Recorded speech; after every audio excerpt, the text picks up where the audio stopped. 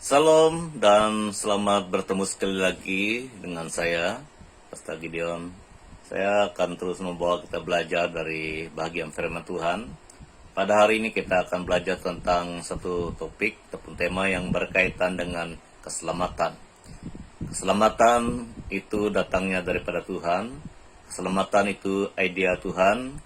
Karena manusia tidak dapat menyelamatkan dirinya sendiri, maka Tuhan Allah yang sempurna, yang maha kasih, telah menyediakan dan menyempurnakan keselamatan itu. Mari kita berdoa. Tuhan Yesus, pada hari ini kami sekali lagi mau belajar dari firman-Mu. Tolong kami semua dengan perantaraan kuasa Roh Kudus-Mu, agar kami memahami dan mengerti firman-Mu dan melakukan firman-Mu, dan biarlah terang dan kuasa firman-Mu terus menguasai hati dan hidup kami. Dalam nama Tuhan Yesus Kristus, kami mohon semuanya ini. Amin. Jadi mari kita belajar dari Filipi 2, 12 sampai 18. Filipi 2, 12 sampai 18. Firman Tuhan berkata demikian. Hai saudara-saudaraku yang kekasih, kamu senantiasa taat, karena itu tetaplah kerjakan keselamatanmu dengan takut dan gentar. Bukan saja seperti waktu aku masih hadir, tetapi terlebih pula sekarang waktu aku tidak hadir, kata Rasul Paulus. Karena Allah yang mengerjakan di dalam kamu, baik kemauan maupun pekerjaan menurut kerelaannya. Lakukanlah segala sesuatu dengan tidak bersungut-sungut dan berbantah-bantah, supaya kamu tidak beraib dan tiada bernoda, sebagai anak-anak Allah yang tidak bercela di tengah-tengah angkatan yang bengkok hatinya dan yang sesat ini. Sehingga kamu bercahaya di antara mereka seperti bintang-bintang dunia. 16. Sambil berpegang pada firman kehidupan, agar aku dapat bermegah pada hari Kristus, bahwa aku tidak percuma berlomba dan tidak percuma bersusah-susah, tetapi sekalipun darahku dicurahkan pada korban dan ibadah imanmu, aku bersukacita. Dan aku bersukacita dengan kamu sekalian. 18. Dan kamu juga harus bersukacita. Demikian dan bersukacitalah dengan aku, kata Rasul Paulus. Ini merupakan satu dorongan, suntikan semangat daripada Rasul Paulus kepada sidang gereja Tuhan di Filipi dan termasuk kita pada hari ini. Karena keselamatan itu adalah idea Tuhan Allah, tindakan Tuhan yang menyempurnakannya melalui Tuhan kita Yesus Kristus. Oleh itu keselamatan yang kita raih, yang kita dapat, yang kita terima daripada Tuhan, itu merupakan satu pemberian yang sangat mahal. Sekalipun itu adalah satu pemberian yang cuma-cuma, tetapi harganya sangat mahal. Karena itu berkaitan dengan hidup dan matinya Tuhan Yesus Kristus yang telah menggantikan kita mati di salib. Sangat mahal. Darah yang kudus, maha kudus, telah menggantikan kita, sehingga kita ada kelayakan untuk diselamatkan oleh karena iman kita kepada Tuhan Yesus. Jadi tema kita pada hari ini adalah keselamatan adalah anugerah Tuhan. Keselamatan adalah anugerah Tuhan. Anugerah Tuhan berbicara tentang pemberian Tuhan, kemurahan Tuhan yang telah menyelamatkan kita. Jadi keselamatan itu adalah daripada Tuhan, diberikan oleh Tuhan kepada kita. Dengan iman yang ada pada kita, kita dapat meraih keselamatan itu. Oleh itu kita patut puji dan sembah Tuhan Yesus Kristus, yang adalah sumber dan penggenap, ataupun yang menyempurnakan karya keselamatan itu melalui dirinya sendiri. Keselamatan adalah anugerah Tuhan. Kita patut memuji dan menyembah Tuhan, karena Dia telah memberikan keselamatan untuk kita melalui Tuhan Yesus Kristus. Ada 3 perkara yang perlu kita perhatikan kenapa kita perlu hargai, hormati, sanjung tinggi keselamatan yang daripada Tuhan. Yang pertama, setia pertahankan keselamatan yang daripada Tuhan itu. Ayat 12 sampai 13. Hai saudara-saudaraku yang kekasih, kamu senantiasa taat. Karena itu tetaplah kerjakan keselamatanmu dengan takut dan gentar, bukan saja seperti waktu aku masih hadir, tetapi terlebih pula sekarang waktu aku tidak hadir. Karena Allah lah yang mengerjakan di dalam kamu, baik kemauan maupun pekerjaan menurut kerelaannya. Jadi kita sebagai gereja Tuhan, anak Tuhan, hamba Tuhan harus setia pertahankan keselamatan yang daripada Tuhan itu. Tetap kerjakan keselamatan dengan takut dan gentar, kata firman Tuhan yang mengajar kita. Artinya menghormati, sanjung tinggi, dan menghargai apa yang Tuhan lakukan melalui Tuhan Yesus yang telah menyelamatkan kita. Seperti mana seorang bernama Ayub. Ayub telah bergelut dengan pergumulan yang begitu berat. Tetapi Ayub tidak pernah menghujat Tuhan, tidak pernah menghina Tuhan, dia tidak pernah berkata-kata kasar kepada Tuhan yang telah menyelamatkan dia. Akhirnya hidup Ayub dipulihkan karena dia tetap pertahankan keselamatan yang dia dapat daripada Tuhan, karena dia kenal Tuhan itu adalah Tuhan yang tetap akan menolong dia. Dia tidak pernah berlaku tidak setia kepada Tuhan. Demikian seorang bernama Ruth. Dia sudah kenal Tuhan melalui keluarga Elimelek. Apabila dia sudah kenal Tuhan, apapun tantangan cabaran yang datang dalam kehidupannya, bapak mertuanya telah meninggal dunia, suami dan iparnya telah meninggal dunia, yang tinggal adalah Naomi dan iparnya ataupun saudara yang sebelah iparnya itu adalah Orpa. Hanya 3 orang yang tinggal, tetapi Ruth tetap pertahankan iman. Keselamatan yang dia kenal di dalam keluarga Elimelek melalui Tuhan Allah, itu tetap dia pertahankan.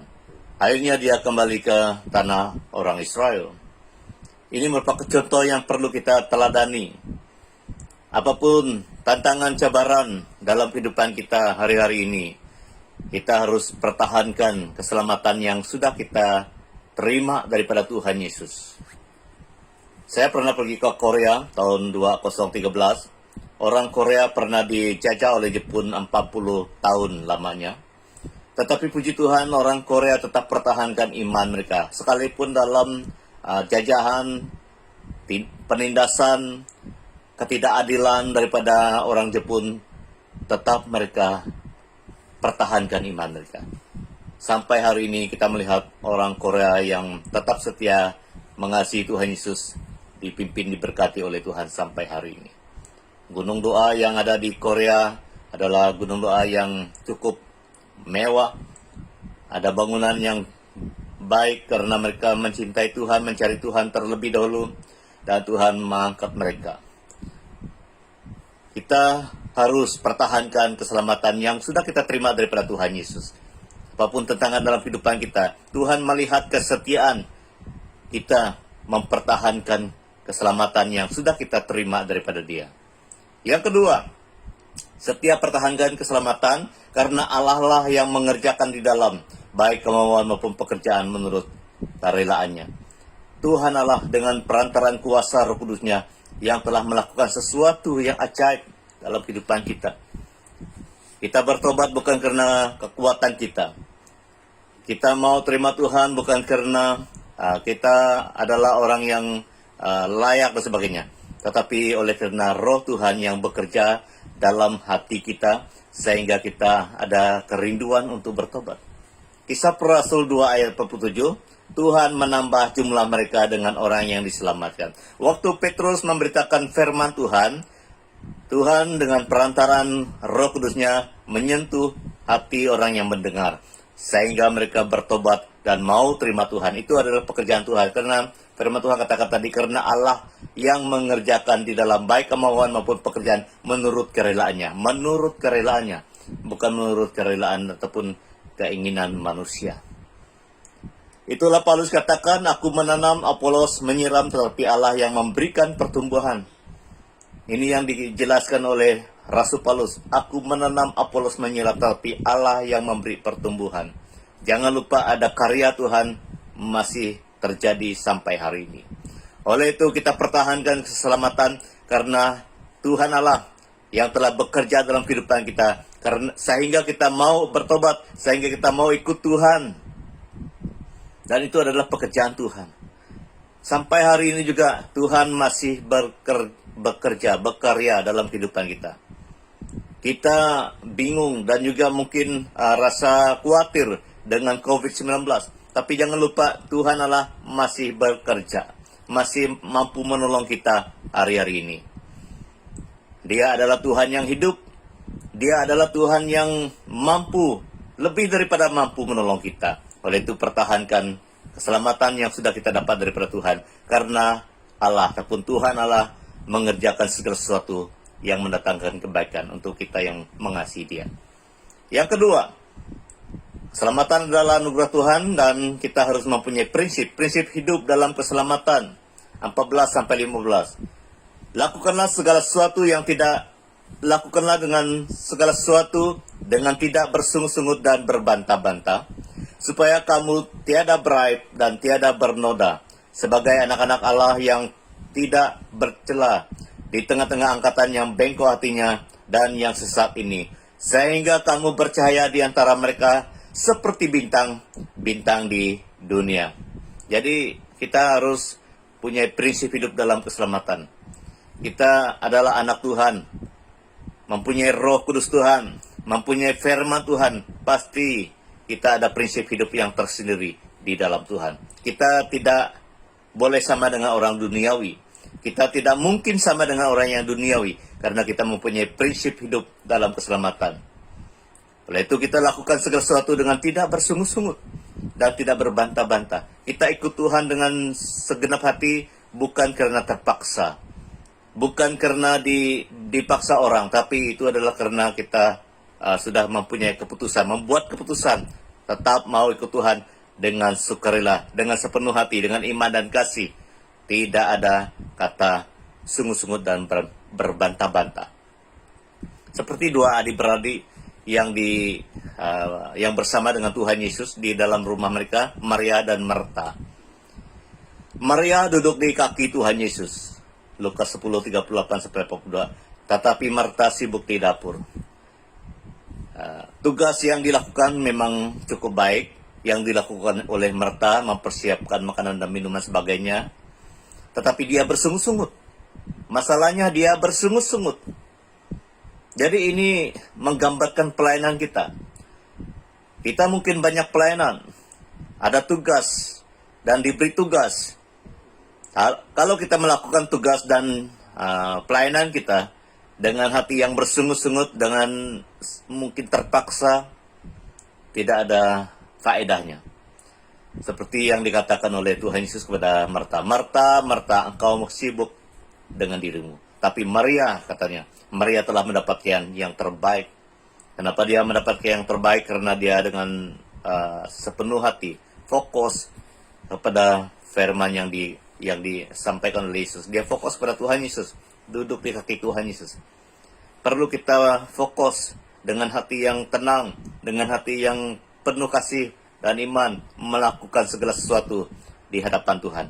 Baik dalam pelayanan maupun menjadi orang Kristen, menjadi hamba Tuhan, kita harus melakukannya dengan iman kasih, tanpa ada kata sungut-sungut, bersungut-sungut tidak ada, dan berbantah-bantah tidak mungkin ada, karena kita melakukan itu dengan kasih, iman, dan sepenuh hati. Seperti yang dilakukan oleh Kain dan Habil. Kain dan Habil sama-sama memberi persembahan. Tetapi kenapa Tuhan hanya menerima persembahan Habil? Dan dia tidak menerima persembahan Kain.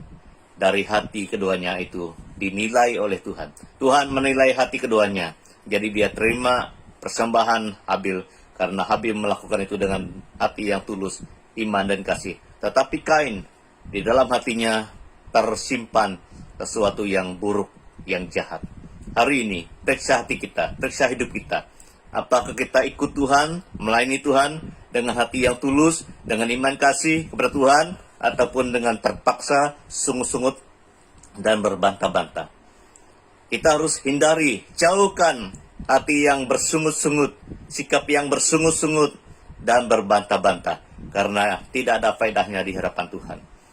Yang kedua, prinsip hidup kita dalam keselamatan, supaya kamu tidak beraib dan tidak bernoda sebagai anak-anak Allah, kata firman Tuhan. Tetap bercahaya seperti bintang-bintang. Itulah Yesus katakan, kita yang sebagai gereja Tuhan, anak Tuhan, umat Tuhan, digambarkan sebagai terang dan garam yang harus menjalankan, berfungsi dengan tetap, berfungsi sebagai terang dan garam dengan tetap, tidak ada perubahan. Karena terang menggambarkan kita membawa kasih Tuhan, kebenaran Tuhan, dan kemuliaan Tuhan. Demikian juga garam. Kita menghadirkan suasana yang memperlihatkan kuasa Tuhan dan kebaikan Tuhan. Karena garam itu dapat menyembuhkan, dapat memberi keenakan, dan dapat memberi sesuatu yang menggembirakan. Dan sangat besar artinya, terang dan garam. Demikian juga firman Tuhan yang kita belajar hari ini. Supaya kamu tidak beraib, kata firman Tuhan, dan tidak bernoda sebagai anak-anak Allah. Tetap bercahaya seperti bintang-bintang. Jadi kita adalah utusan Tuhan. Kita adalah surat Kristus yang harus memperlihatkan peranan kita di tengah-tengah semua orang. Dengan siapa saja. Kalau kita melihat kehidupan Daniel dan kawan-kawannya juga di Babel, tetap bercahaya. Tetap memperlihatkan mereka adalah milik Tuhan. Tetap memperlihatkan mereka adalah anak Tuhan, hamba Tuhan. Demikian juga kita hari ini. Dengan siapa saja kita bergaul, dengan siapa saja kita komunikasi, kita harus memperlihatkan bahwa ada Kristus, ada Roh Kristus di dalam kita. Ada kebenaran firman Tuhan di dalam hati dan hidup kita. Itu adalah orang yang tetap bercahaya seperti bintang-bintang. Kita tidak boleh sama dengan orang yang duniawi.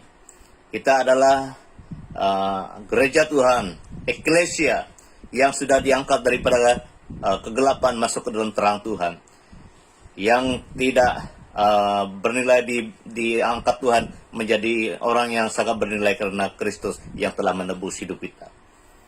Dan kita dimeteraikan dengan Roh Tuhan, Roh Kudus Tuhan, karena kita percaya kita ditanda dengan Roh Tuhan. Kita sangat bernilai dan patut memperlihatkan nilai kita kepada orang lain, memperlihatkan kualiti hidup kita kepada orang lain.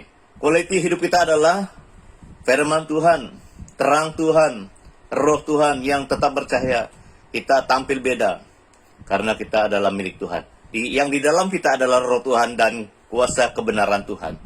Dunia belum menerima, dan di dalam dunia tidak ada kebenaran firman, tidak ada Roh Tuhan. Tetapi di dalam anak Kristen, orang percaya, ada Roh Tuhan, ada kebenaran firman Tuhan. Itulah kita tetap bercahaya seperti bintang-bintang.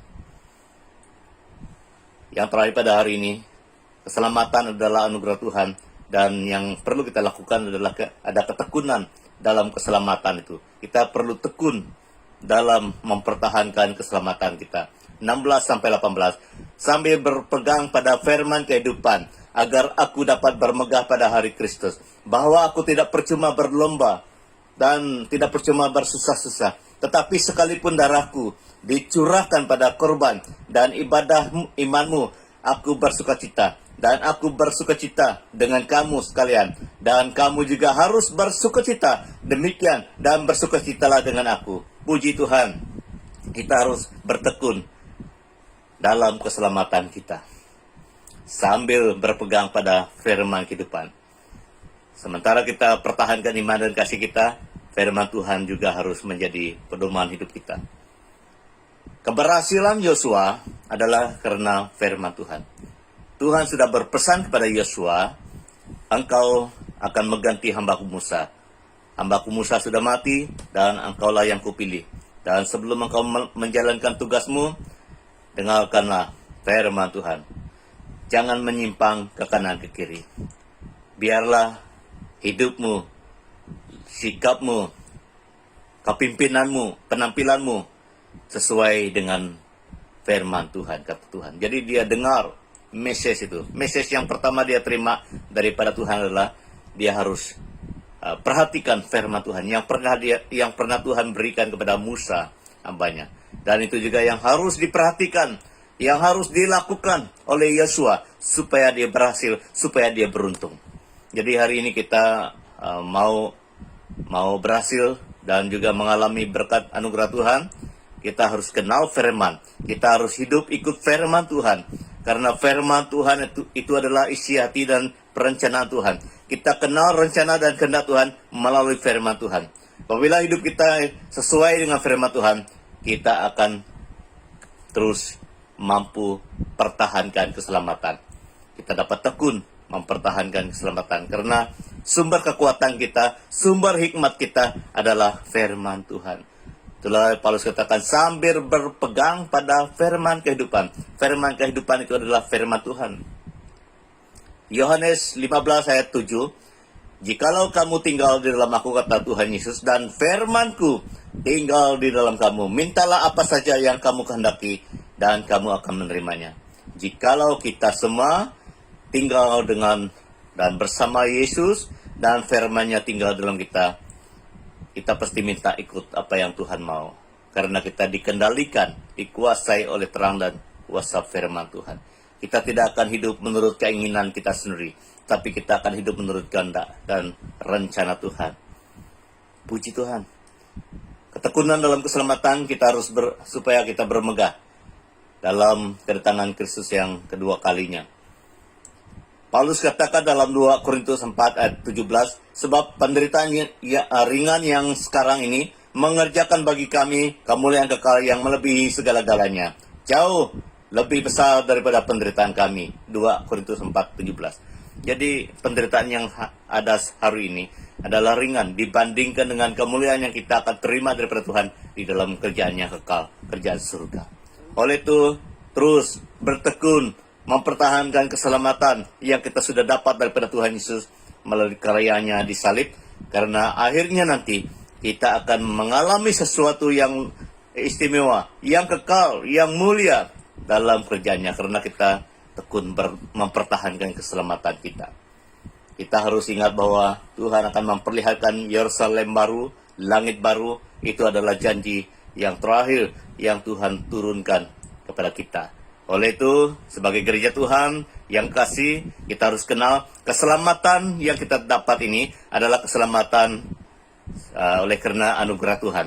Karena anugerah Tuhan, kemurahan Tuhan, maka kita memperoleh keselamatan. Bukan karena kelayakan kita, bukan karena kita berusaha, tetapi itu adalah karena karya Kristus di salib, dan Dia beri itu dengan cuma-cuma. Kita hanya beriman, pertahankan iman kita, dan setia pertahankan keselamatan dan prinsip kita dalam keselamatan, dan kita harus tekun mempertahankan keselamatan kita. Mari kita berdoa. Terima kasih Tuhan, Engkau mengajar kami tentang arti dan nilai keselamatan yang di dalam Engkau. Tolong kami semua supaya kami setia sampai akhir hidup kami, mempertahankan keselamatan yang sudah kami dapat daripada Engkau. Terpujilah namamu. Tolong kami semua, pimpin kami semua dengan kuasa firman-Mu dan terang firman-Mu dan kuasa Roh Kudus-Mu. Haleluya. Di dalam nama Tuhan Yesus Kristus kami mohon semuanya ini. Amin. Tuhan berkati kita semua. Haleluya.